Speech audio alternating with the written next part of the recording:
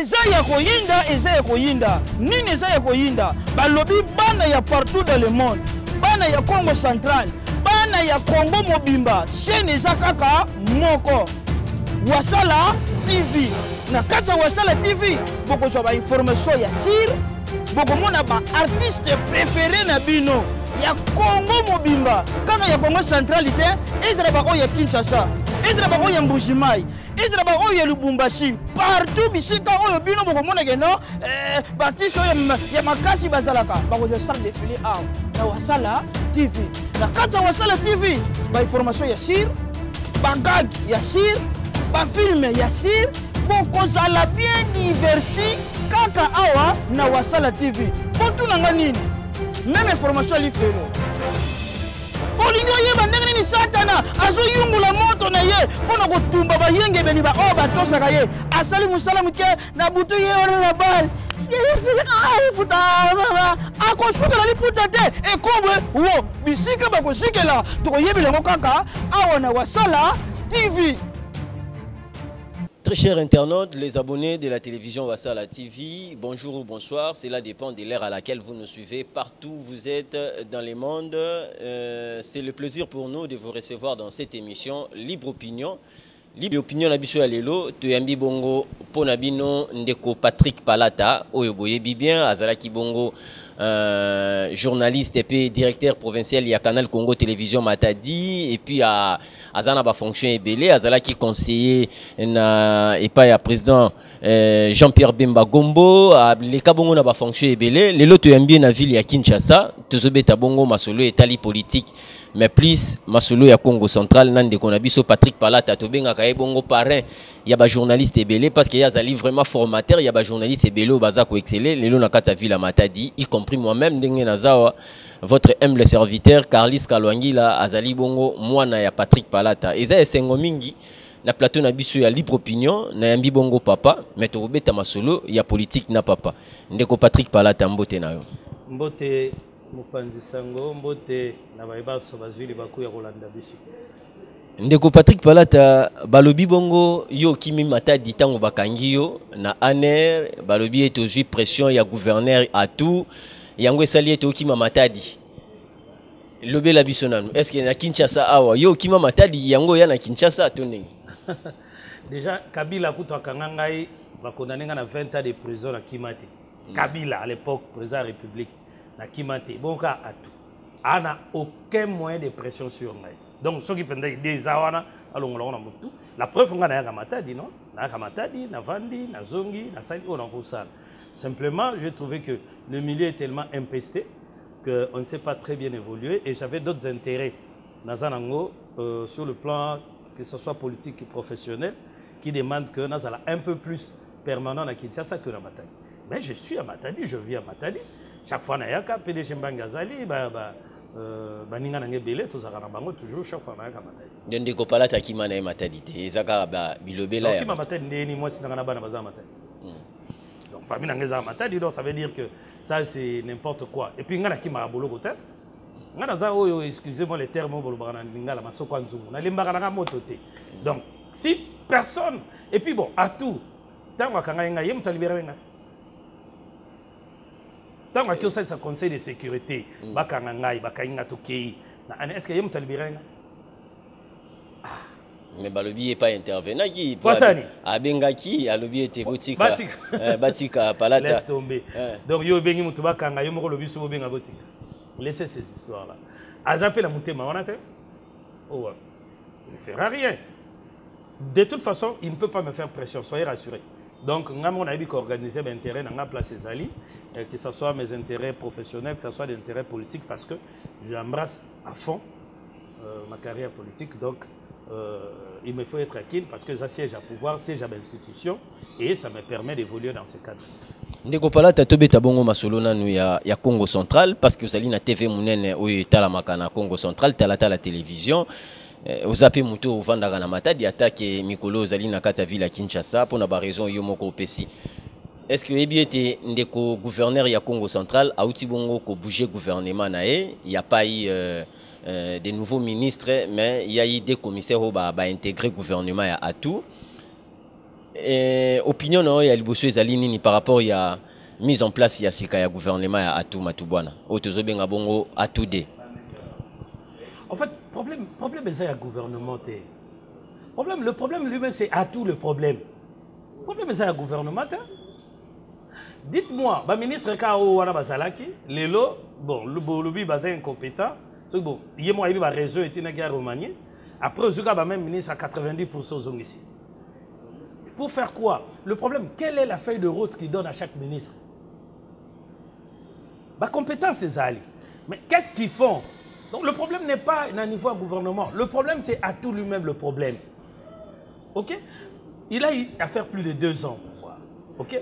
Ayaki une assemblée. On l'a élu sur base d'un programme. On m'a dit, pour moi, j'ai de plus en plus l'impression que pour tout, problème na eza ki akanta ko za gouverneur eza ko tambola na ba sirène ba nini aucune visite. Tu vas voir dans les publications, dans tout ce qu'on donne comme compte rendu du gouverneur, il y a quoi? Amemi investisseur coréen basani bakewap bako sala. En réalité, il y a quoi? Pour te juger, parce que tu vois les gens, maintenant il y a des gens qui parlent par snobisme, par haine, par tout des choses comme ça. Prenons seulement le programme Oyo.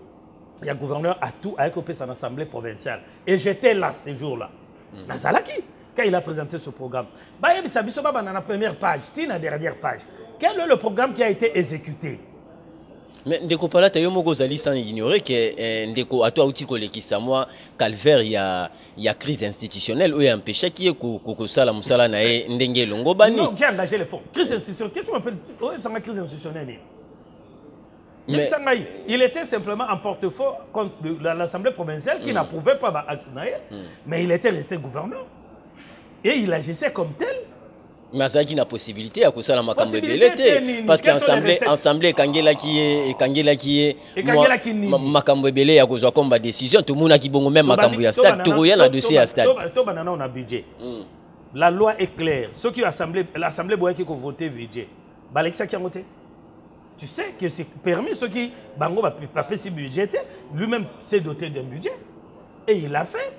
Et lui-même est en train de percevoir des taxes au niveau de la DGRKC. Ne nous dites pas que DGRKC produit à l'autre côté. Et qui engage la sortie de ces fonds. C'est pas tout. C'est à tout. Arrêtez de distraire les gens. Crise institutionnelle, voilà, c'était dû à quoi? Simplement parce que l'Assemblée provinciale a constaté une incompétence et une gestion qui n'engageait pas, qui ne reflétait pas les normes d'une gestion de province. C'était ça la crise. Et puis la crise, Moko a créé en pensant qu'il y a mettant les dialogues sur le terrain pour insulter les gens et penser qu'il y a tout et le meilleur, je ne sais comment. Et il a passé son temps comme ça. Personne ne l'a amené sur ce terrain-là. Ndeko Pala Tazala est sincère. Bozo c'est la gouverneure à toi ça la nini. Tant que rétrocession il y a qu'à dans la province. Ah ça la programme. Même à ta recette il y a des GRKC Koko Kakozwa charge à Congo central Mobimbate Ndeko Pala. Bon d'accord. Mettons d'accord. À ça les programmes, oye nango na assemblée ba approuvé. Aux incapables de appliquer parce que ba fond programme basalaka programme du gouvernement il y a sûrement ba fonds propres. Na ba fond attendu ba rétrocession et tout. Bon na bino rétrocession y a raté. Bon, c'est discutable. Mais maintenant on a pas fonds propres. Aux ça na ngoni. Ça veut dire quoi? Il faut d'abord respecter les gens, respecter le peuple, respecter les institutions. Ce que on dit que ba fond on est zoyati. Tu dois réaménager ton programme. Quand tu réaménages ton programme, aux autres ils sont sous une assemblée pour dire que j'ai attendu le fonds. Nazeli ba rétrocession et yété. Alors, sur fonds propres, oh, il y a toujours toujours produire en a déjà cassé. Voilà ce que j'ai fait. Maintenant, voilà comment je réaménage mon programme. Bah, tout juste, on comprendre que non. Programme au Saki du Bosso, et Simbité, n'a réaménagé dans quelle assemblée. Dès lors que l'assemblée est accordée, on est OK. Sinon, tu diriges une province comme tu dirigeais ta poche. Oh, et bah, les Boukanikuna, OK, au Tchépon. Oh, et le côté, OK, au Tchépon. Non, le pouvoir de la Saint-Césaire, c'est pas comme ça. On comprend. Donc, Atou pouvait faire beaucoup de choses. Alors, ce fait-là de faire attendre des gens que non, il n'y a rien à ça. Bon, on va faire ça pour comprendre à Kinshasa. Dans le lobby, on aura Milera à Sali. Point de presse, vous venir dans le lobby. Je ne veux pas colporter les paroles de l'honorable Miller. Taxe et reconstruction, kaka. Au bâti, il y a un conteneur. Ça voisine à 180 à 200 $ le conteneur. Par mois, cette taxe-là, au bâti à reconstruction, on a fait. Les taxes, ils ont payé en moyenne 1 500 000 $ par mois, dans la province, sans compter ma taxe. Avec ça, on ne peut même pas, on peut rien faire. on ne peut rien faire. Ne fût-ce qu'assurer les salaires de ces ministres, parce que ces ministres sont un pays, plus de 7 mois. Les ministres sont foutama. Moi combien? Ils foutama 2 mois. Sur 2 mois, ils foutent 2 mois, ministre. Bon, dis-moi, non, tout ça quand même sérieux. Dans une province comme le Congo central, et le Congo est arrêté. Simplement, on a eu la malchance d'avoir un amateur au pouvoir qui est incompétent. Voilà. Le problème c'est à tout. À tout devait rendre des tabliers. Puisqu'il n'est pas du genre à rendre les tabliers, ce n'est pas un problème. L'IGF va passer. Il y a une compétence, il y a gouverneur à tout, mais il y a simplement, il est aveuglé. Au côté de la Misala Mourassali. Misala, bon, ok. 3 ans, il y a gouverneur, le roi Yoza, au lobby, il y a Zinga Naï. Bon, Zinga Naï, ça va bateau nyonso bazanzinga nzanga ba conseiller na yeto zomona bazole kana TV pour na rolakisa misala gouverneur azali ko sala ils peuvent que prêcher pour leur chapelle et dans la musala moko te ba rolakisa bino boye oyo uti na propre gouvernement ya gouvernement provincial les athées musala moko clairement ba rolakisa bino wana ezate OK talaka batu même dans stade ba tatonner ba kyokata matiti to beta lisolo ya stade mais sikoyo na ngina loba il y a pas musala concret ezate. Ndeko falata olobi que le gouverneur a tout azalaki na possibilité ya koya na assemblée pour na ko réaménager programme nae mais assemblée oyo koyoka nezalaki te assemblée o balingaki koyamba atuté alingaka zo possibilité wana ndenge nini ya koya ko réaménager le problème il y a assemblée wana c'était lui déjà 100 ans qui a conquis ko convaincre assemblée wana te il a pris tout son temps pour essayer de démembrer l'assemblée c'est tout. Qu'est-ce que vous voulez? Mais balobaki président Matusila yende mtabloka ki makambu lelo moni Matusila ki makambu ya stade yango ane fongwa mitomoni société Sodima ye na contrat ya sika olingi peut pas mettre le solo stade Sodima comme on a ndengeni on doit être sérieux tant que sur ba contrat il y a eu déjà 2 entreprises où les cas wana pour être ça makambu ya stade yemoko Matusila tunaye mbongo oyo ya pesa ki po baba na masolo stade ezawa basalaki na ngone. Tu vois, le problème, Mbongo est à la kinamité. Comment on dit? Mbongo est à la quitté.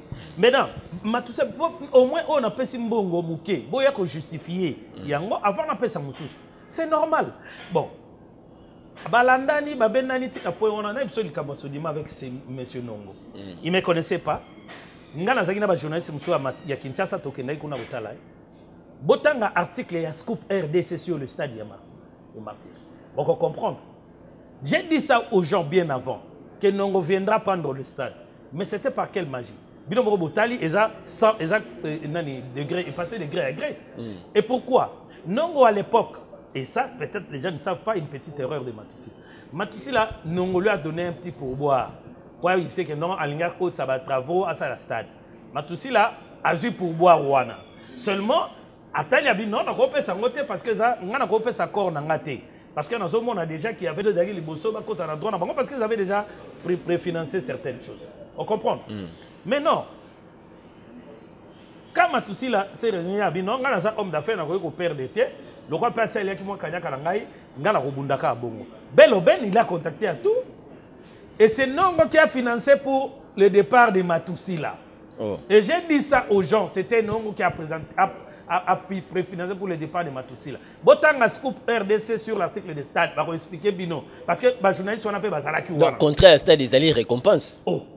Mais esa récompense, tant on a financé, a préfinancé pour le départ à Matusila auprès des avocats et accueilli à 5 qui n'est qu'à stade. Directement, va payer. Mais comme il y avait des contrats où ils ont signé avant, il y a un moment posé problème. Comme il y a une entreprise qui a comment on peut signer? Il y a un ministre des Sports qui signe la place où il y a un ministre ITPR. Nous sommes où là? Simplement parce qu'il avait préfinancé les départs de Matusila. C'était clair. On comprend? Donc en tant qu'homme d'affaires, maintenant il faut vous récompenser. Même bon, on a 9 millions. Ça sera sur le dos de la population. Tout ne sortira pas ça de sa poche. Alors on a 9 millions, on a quand tu parles de stade. Tant qu'on a préfinancé le Coran, il y a un document qui est Dendi. Et Dendi pourquoi? Parce que les Kinois ont été corrompus. Par qui? Par Sodima là. On comprend? Mon gars a dit que des pèses déjà Lembongo, il y a stade, il y a Matadi, il y a pas coûté ton gamme. Oh. Mais il y avait presque tout déjà, non? Vous savez bien comme moi que le pauvre, le gouverneur perd son âme avec beaucoup de respect. Jacques Mbadou aussi, tu avais pratiquement tout acheté. Pelouse, kit, conteneur, on est kinda.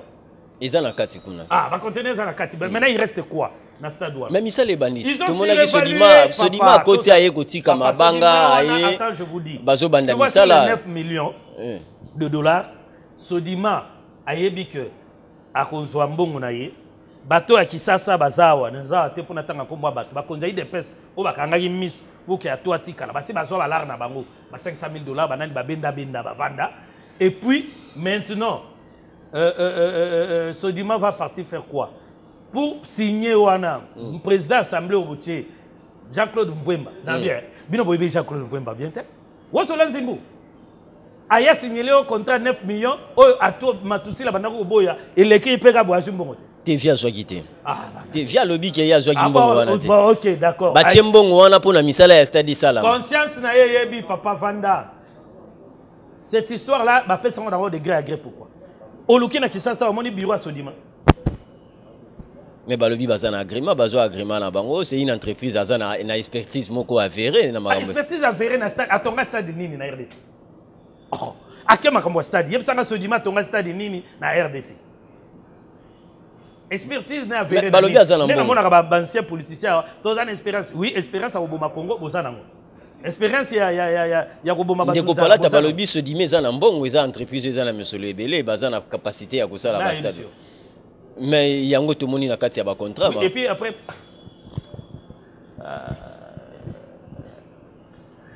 Kozanambong Belé n'est pas le problème. Tout cas, on a procédure.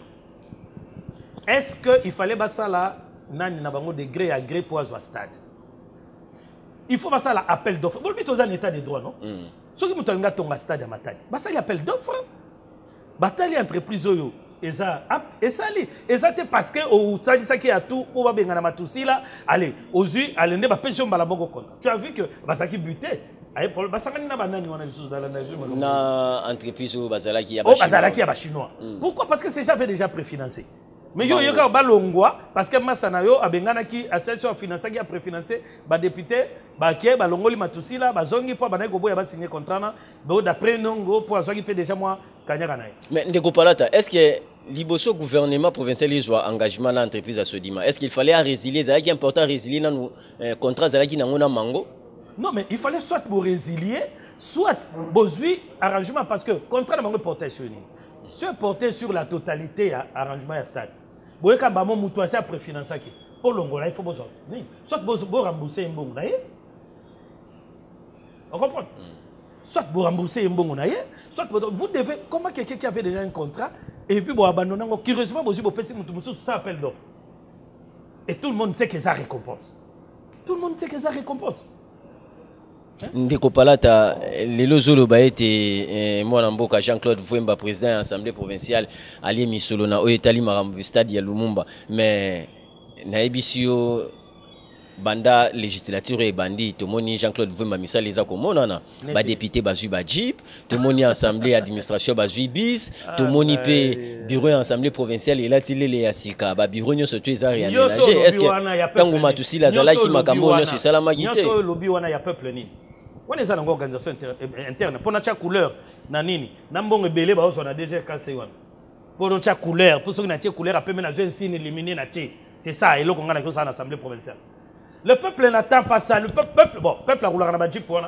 Jeep, ça va fouiller la récompense. Ça va au 4 bon. Il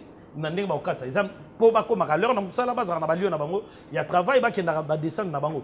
Pourquoi au Congo on pense que les Jeep c'est un luxe? C'est un moyen de transport. On comprend? Ça n'a rien à voir. Bon, qu'est-ce que le peuple Mouto Azanandi Mantoine, il gagne quoi quand tout cela une Jeep? Et comment il s'appelle? Mvouemba une Jeep. Ou bien pour eux, tiens, signe illuminé, les bossons et nini. Le peuple veut que va voter ba edi o eko aider pour na nini na yi. Boké ba mati pour maréchal na era confinement. Et puis le DG Obeka vient vous topper non et ça réajustement prix. Sauf que na pour maréchal ba prix na franc ou bien na dollar. Na franc a réajusté en ndeni na Tony. Cessez de tromper les gens. On comprend? Peuple azon c'est l'assemblée non ba tchango couleur. C'est normal on les administrations la bango so ba ko tcha couleur te couleur kutu atanga na goche sa bango couleur.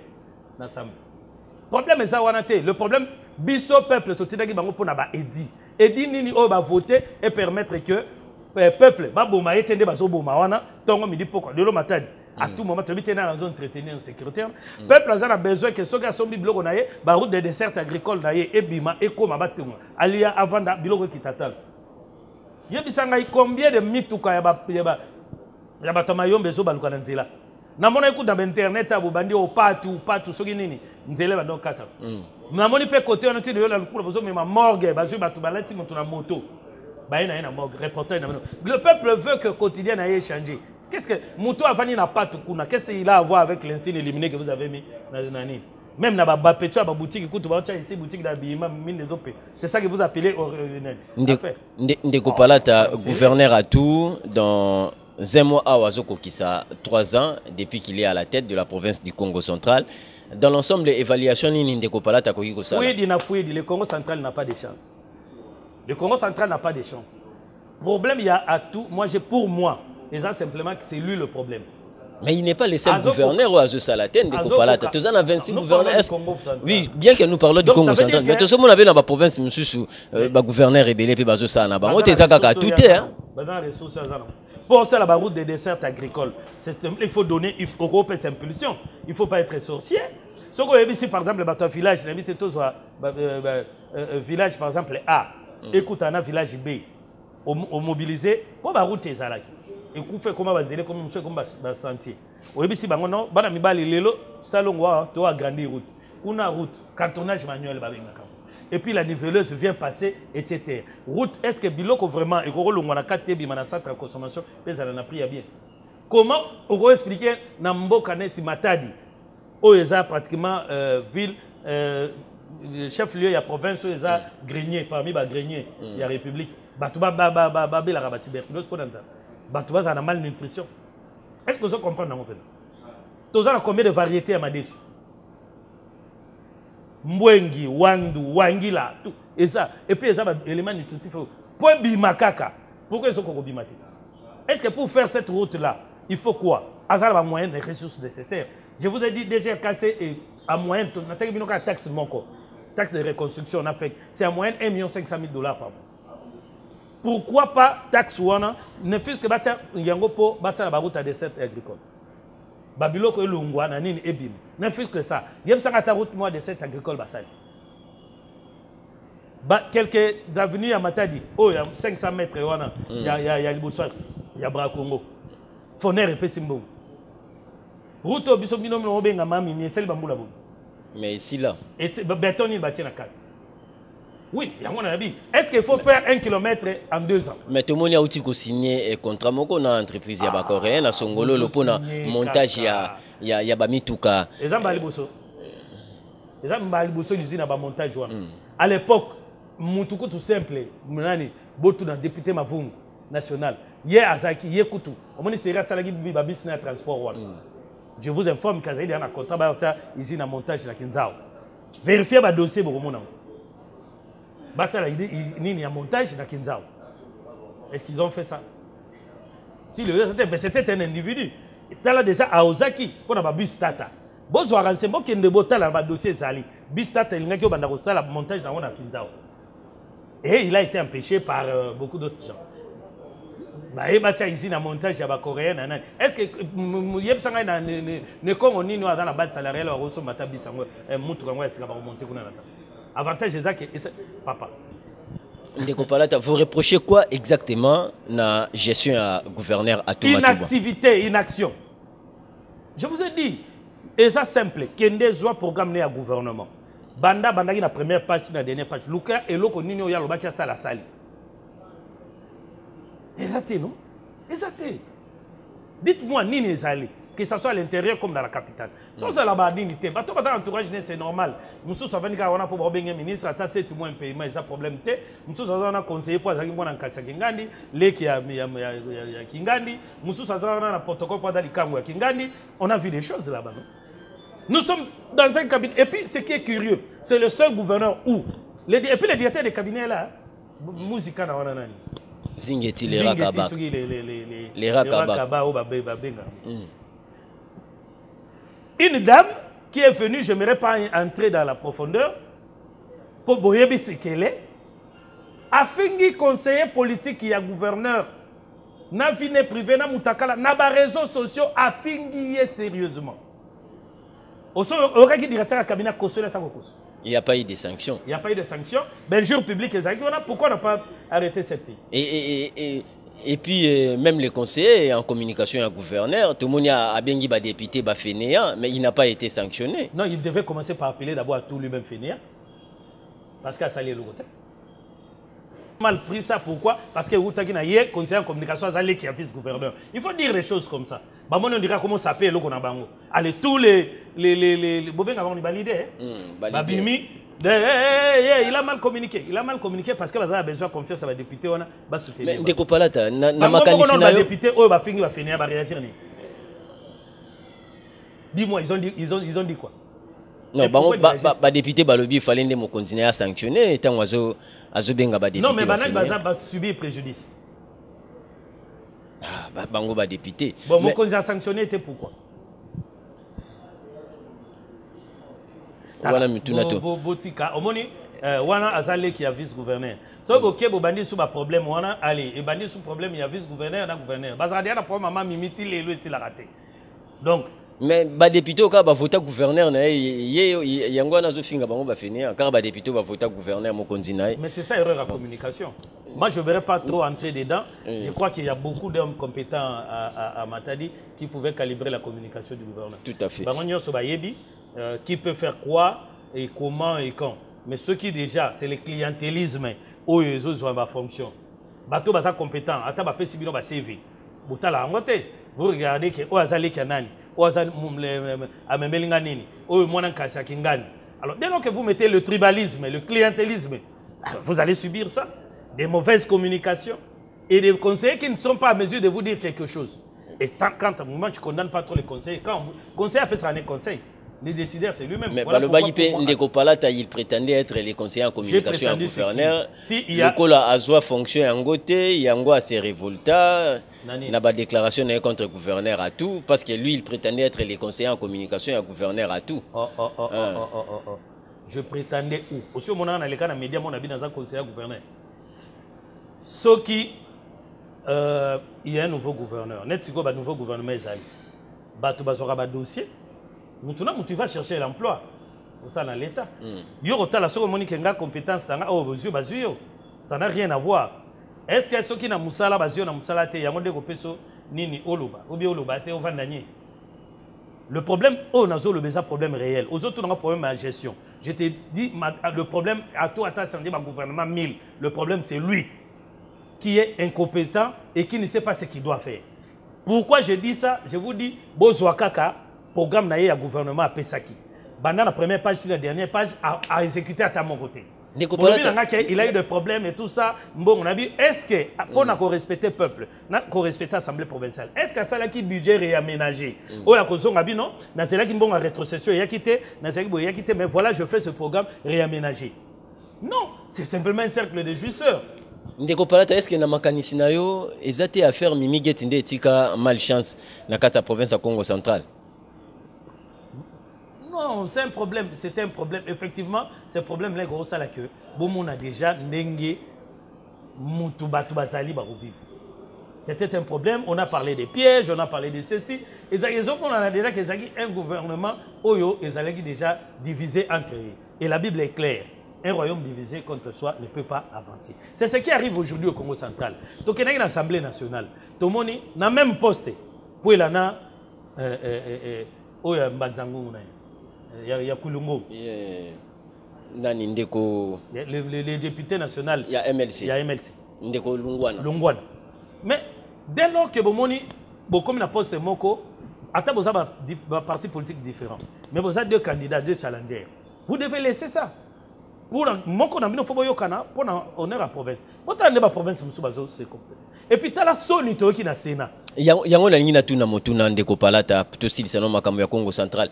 Tomoni manque ya cohésion provinciale, yango esali ete bandeko na biso bane Congo bazanga poste lisusu na bureau ya Sénat. Impression na ezali nini après l'élection en elekaki na Sénat. Non mais ça ezo la qui s'appelle niveau ya division o eza na kati ya Congo central. Vous comprenez? Ennemi, il y a Nekongo et Nekongo Yemoko. J'ai vu dans les réseaux sociaux, cohésion, nani, tout matouba va embrasser Mbati. Est-ce que autant de photos on a venu dans le image avec tout ce que Atou a fait subir à Mbati. Aïe Peboué, aïe Mbati, c'est tout, c'est fini. Est-ce que mon écoute Mbati a ça la mouvement? Ne soyons pas hypocrites, posons des vrais problèmes. Donc, il y a une question autour de Sénat. On arrive à un moment où il y a eu 2 candidats. Nefertiti Abimi Koutou Moutali Bosso. Qui l'ancien questeur adjoint là. Roli Abimi Nami Balé na moi Simon Koa. C'était très clair.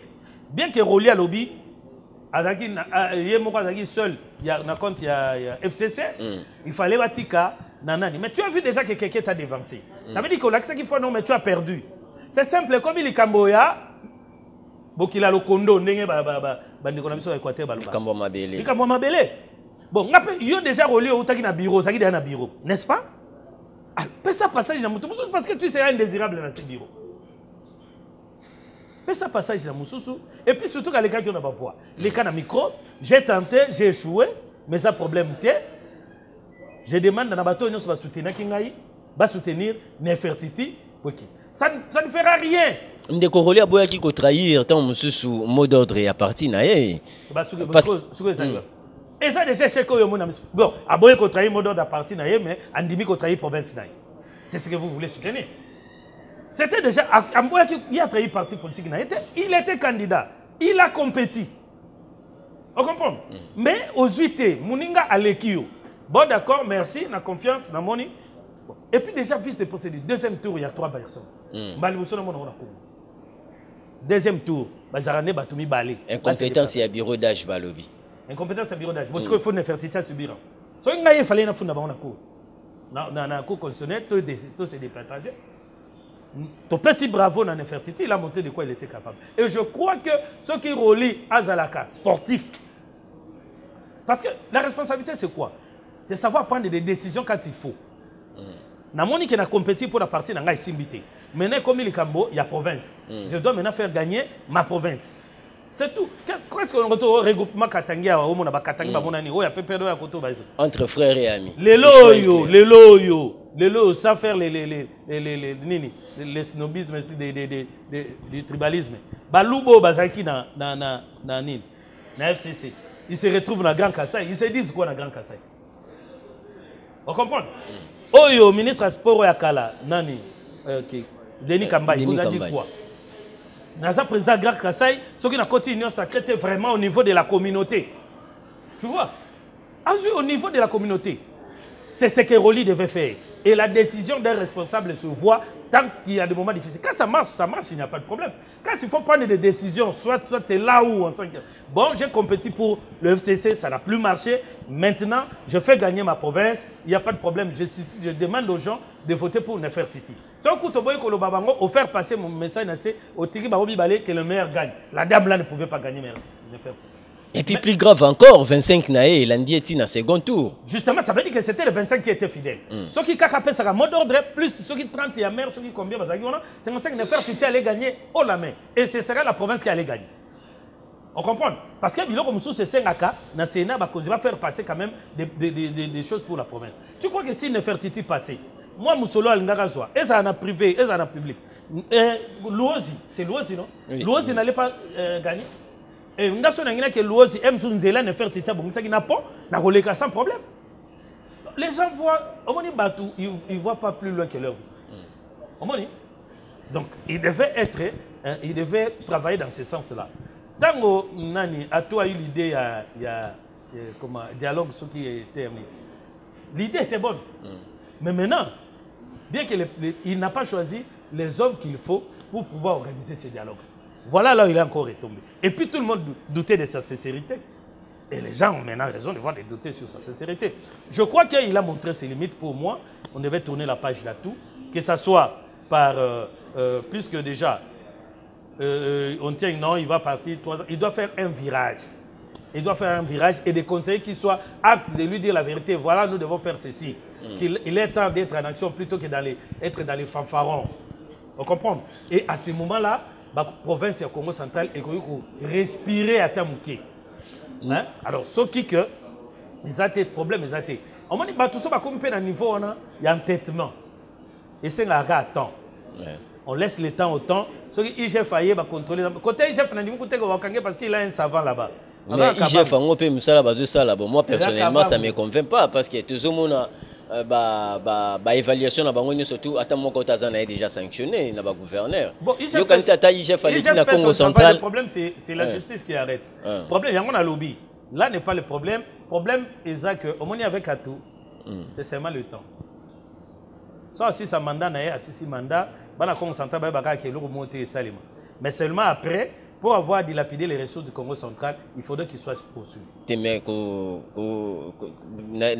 si était ndekouatou pas na bato maele ou baza pembe na bazo sala calcul makasi pour nous protéger ba chiffre ndeko palata. La conscience n'est que ruine de l'âme.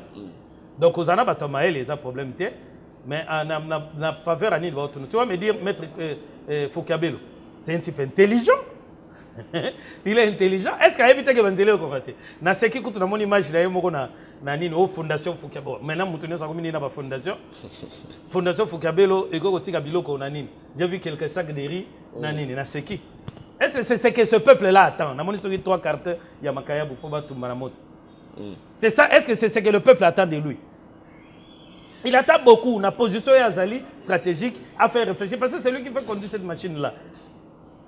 Juridiquement parlant.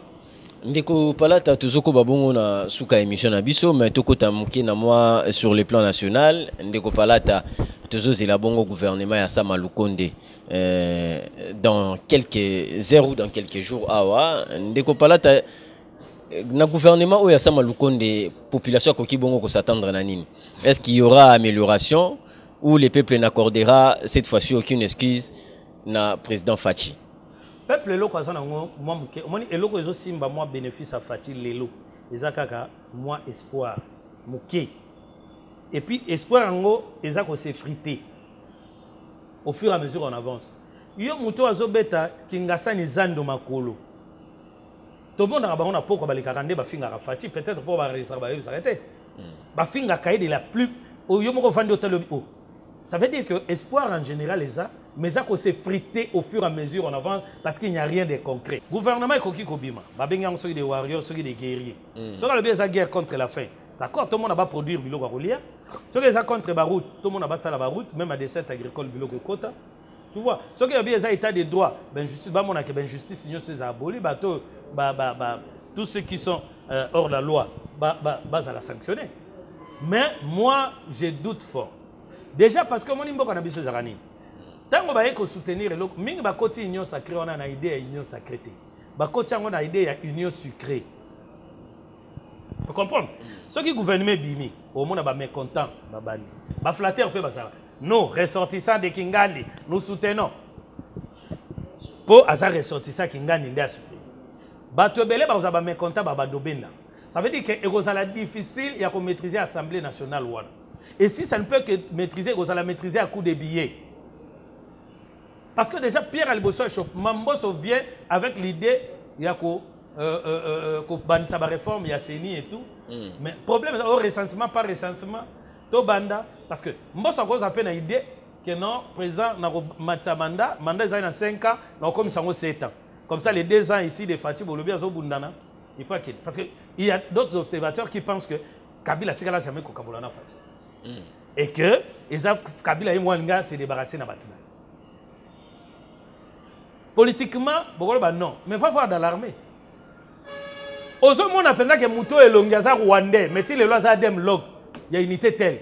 Il y a une unité commando, il y a une unité. Mais face au monde, il y a une nationalité douteuse. Mais il fait quoi dans l'armée congolaise? Et puis, poste stratégique, logistique. Batu bazan en front, barotine de l'Aka, batie masasi, il y a Obi. Et Betandé. Soyons sérieux, il y a des vrais problèmes. Les gens pensent toujours que non, Fatih béton, béton. Oui, béton. Barolo n'a ndouné na béton. Ndouné robot na béton. Soyons sérieux.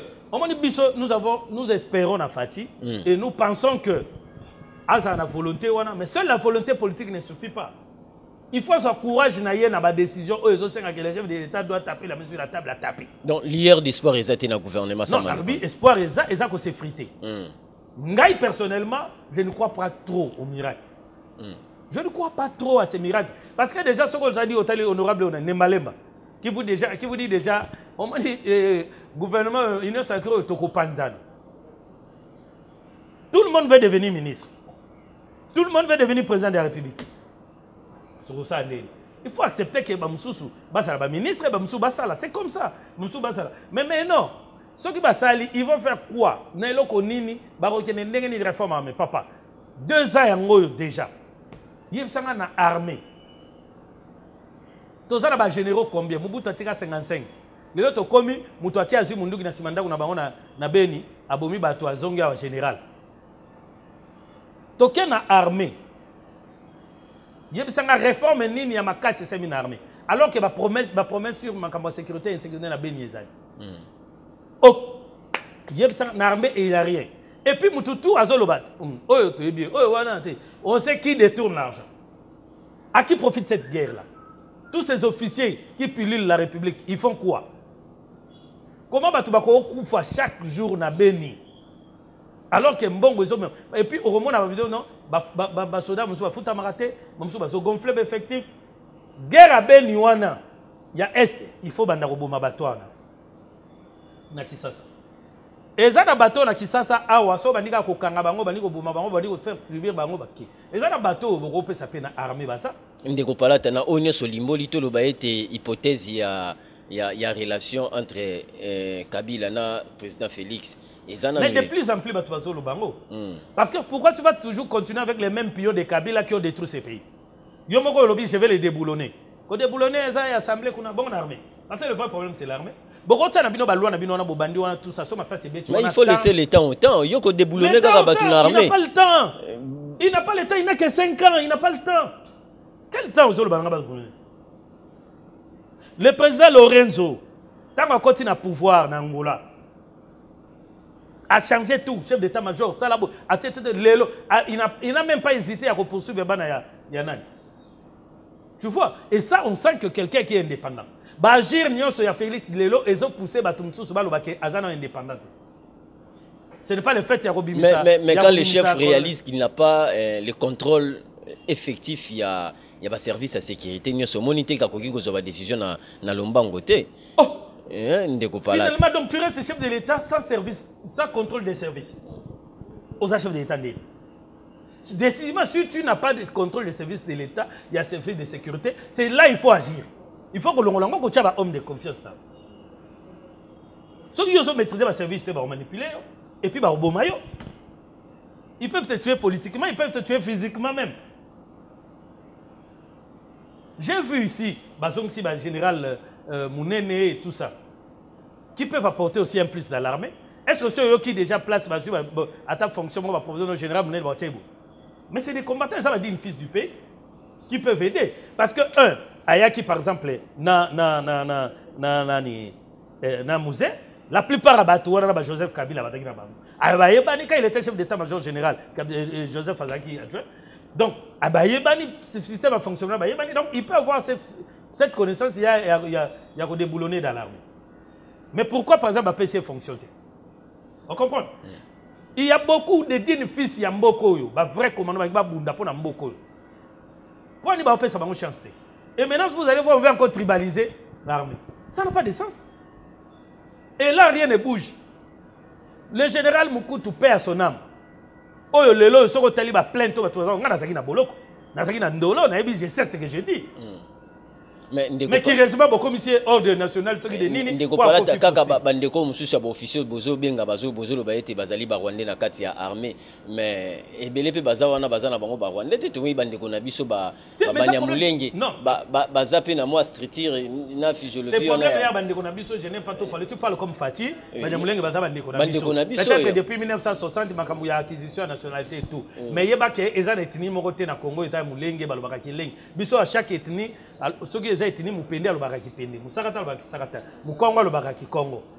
Mulenge alobaka nini? Kinyarwanda. Non, tout ça sérieux. Le problème on a talata na dictionnaire ya la russa kala ba biso mulenge eza etini moko ya Rwanda. Problème est ça wana te. Moi je me dis déjà problème à nationalité eza un petit problème. Ba angolais ba oyo ba zombo. ba côté pas na biso toujours yo soyo ka ba on a problème. Le problème c'est que muto akoti mulenge olingo bi comme ça congolais na makasi mais on vivre ko ba congolais na ndeni. Dans un pays de plus de 500 ethnies, vous allez parler des ethnies minoritaires. Toute ethnie est minoritaire. Ndeko palata to komi bongo na suka ba ndeko. Encourage à ça la réforme dans l'armée.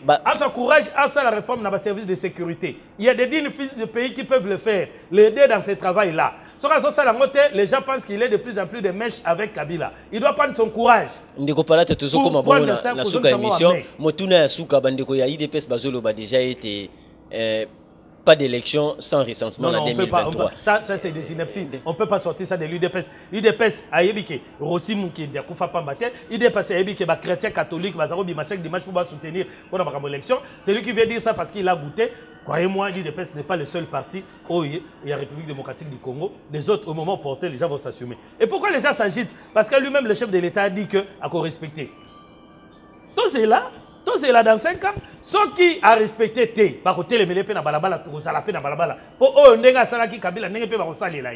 c'est tout. L'ivresse du pouvoir, c'est ça le problème. Mais il y a des rois télé qui sont plus royalistes que le roi. Le roi n'a pas dit que Kende. C'est ça le problème. Tu vas voir un Kaboul qui se dresse comme un premier ministre. Il consulte de son côté, alors qu'il y a Sama qui continue. Merci beaucoup de Kopalata. Ezalaki bongo maton de mingi ya koyamba une émission na biso libre opinion. Ça, j'ai dit au président de la République. Ba combattant ba mona pasi bazawa IDPS. Et comme conglomérat moko ya ba mikiliste pour bazaki na poto, qu'est-ce qu'il faisait au poto? Na poto. Ils n'ont même pas la connaissance de terrain. On voit ce qui se passe dans son cabinet. Mais ba diaspora na ba lobi bango ba bimisa bambongo na bango pour na IDPS ndeko pala. Ba mboko. Ba bimisa bambongo na bango pour na parti. Bon base là base la facture IDPS fait ça bango lokwa ezali comme na bango ya ba parti. Base la facture mbongo ba bimisa IDPS fait ça. Mais ce n'est pas venir ici monter leur incompétence à Wanakati ba entourer Fatiba Zoya en otage. IDPS ezali na ba combattant ya makasi. Ezali na ba professeur université bazali na IDPS. Ezali na ba no ba bundi na ba balabala ba pesa ba na misala. 3 ans ya ngoyo ba consultant général moteur sango te zo bino ba signature sur ba montage d'usine. Lelo comment expliquer ba tu basaka na CNZT. Banda basaka na CNZT, le peuple le nini, ezali quoi ba faire parler le peuple vaincra, ti lelo ba riba. Bandeko ya IDPS ba bundi, ils ont mérité ce pouvoir, il faut pas vivre paix selon pouvoir. Et tout na bango pezoya parce que baloba il fallait d'abord récompenser ba diaspora parce que bango ba bimisa kimbongo na bango. Donc bino bosu Congo pour na parti vient de la récompense. Siko ba bandana nous ko repasser. C'est la dynamique interne qui a impulsé que ba diaspora na baya. Ba kima kifwani. Bango sang ba to IDPS ba bunda na balabala bango ba na bango banda okufa. Pourquoi ba récompenser bango ya liboso pour bango ba saini? Mbongo ba manako pesa so yo moko yebi so lobi so ba pesa ki na papa Fachi ou bien na Fachi pour que lelo ale bango ba foot Fachi foot mbongo na bango ba ça la facture ba pesa na IDPS va payer mais ba récompenser ba combattant ça veut dire quoi ba ça la bilanga ba ça la banini ba pesa misala ba ça la ba perni na projet pêche et tout ba imaginez ba sali ba bateau de pêche ba usine à conserve salemi bateau IDPS ba kotate ba orienter ba. Est-ce qu'il faut vraiment les lots binomoko za botika rabatu na c'est à 12e riti les lots bazaka na santé te baye ba kosio okolia mbalabi bale mama kolamba soso kufanda béton béton c'est quoi cette histoire? Merci beaucoup ndeko Palata ezalaki bongo esengo yako ya mandeko Patrick Palata Ginano oyo binomoko bana poto bobenga les radical parce que yé andimara na moto te mais ce qui est vrai, il est franchise. Et Salemi. J'ai dit chez Fati, on a un petit espoir, mais ça qu'on s'est frité du jour au jour.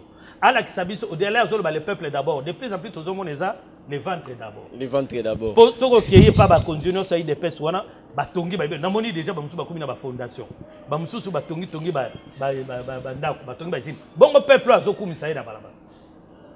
Ndeko Palata tokomi bongo na suka en tout cas to pesi matin de mingi na boss Blanchard Capo wasala oyo azali bongo patron ya télévision wasala TV esengo mingi na bino nyoso bana poto bolandi biso à travers cette émission Libre Opinion bosenga kina yamba ndeko Patrick Palata les radicaux to pesi merci na docteur Djamba na Atanjo na bige batu mingi balanda ka télévision na biso ba monaka publicité à Atanjo donc ceux muto ayeki sasa hôtel Ezali, Atanjo Ezali, Chaudron Matadi, ils appellent Chaudron, ils ont Kinshasa, donc on a des partenaires, Nabiso, on peut appeler Biso Nyoso, Benjamin Baba. Donc ça dit Monsieur Salami a na Kinshasa, Nanjil, Nanjil, Natanjo. Donc cadre Ezabie. Donc bana potonyo surtout, place Bozola Nabiso, ceux qui ont na Kinshasa. Donc à haut to benga lanzela ya poto Nanjil quartier 1 bomona. ya Tanjo Mbote. Donc basé belé moyen kutuna tanga bakombo isate. Salom Atondo Kwanzambi depuis Bruxelles, te pesi bino mbote, le plaisir était pour nous. Yako Yambande Konabiso Patrick Palata Guinano, les radicals, les parrains et les journalistes belé na kata ville à Matadi, bino moro bomoni ndenge à Sanjoli, Dondega Bolo Barandeko Patrick Palata les radicals. Apesi bino nyo surtout bozagi nango posa. Merci beaucoup. Nabino nyo surtout bolandi biso. Au revoir et restez branchés sur Wassala TV. Abonnez-vous massivement. Merci. Ezaya koyinda. Nini ezaya koyinda. Balobi bana ya partout dans le monde. Bana ya Congo central. Bana ya Congo mobimba. Chaîne ezakaka moko. Wassala TV. Na kata Wassala TV. Boko so ba information ya sir. Boko mona ba artiste préféré na bino. Ya Congo mobimba kaka ya Congo centralité ezra ba oya Kinshasa ezra ba oya Mbujimayi ezra ba oya Lubumbashi partout bisika oyo bino boko mona keno baptiste ya makasi bazalaka bako de salle défilé na Wassala TV na kata Wassala TV ba information ya sir ba gag ya sir ba film ya sir boko zala bien diverti kaka awa na Wassala TV pontu nanga nini. Même information li fait. Olingo yeba ndenge ni satana azo yungula moto na ye pona ko tumba ba yenge beli ba o ba tosaka ye asali musalamu ke na butu ye ora na bal. Ai puta baba ako shuka li puta te e komwe wo bisika ba ko shikela to ko yebela mo kaka awana Wassala TV.